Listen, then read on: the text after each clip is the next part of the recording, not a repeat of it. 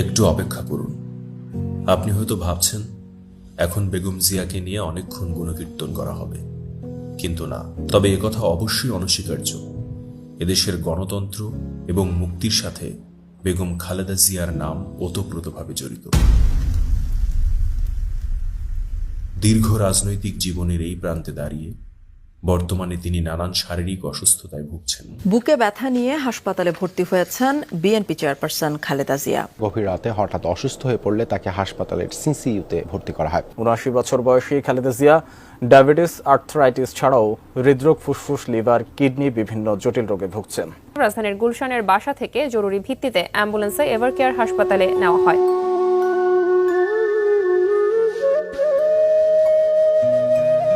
উন্নত চিকিৎসার জন্য দেশের বাইরে যাচ্ছেন বাংলাদেশের ৩ বারের নির্বাচিত প্রধানমন্ত্রী বেগম খালেদা জিয়া। দেশের প্রথম নারী প্রধানমন্ত্রী, একজন মা এবং দেশের একজন অভিভাবক হিসেবে দল, মত, ধর্ম, বর্ণ নির্বিশেষে সব মানুষের কাছে বেগম জিয়ার সুস্থতার জন্য দোয়া চাইছি।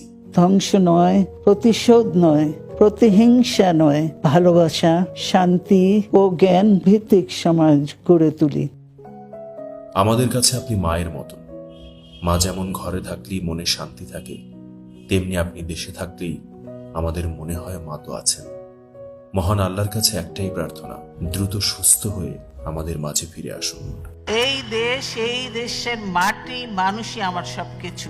দেশের বাইরে আমার কোনো ঠিকানা নেই, এটাই হলো আমার ঠিকানা।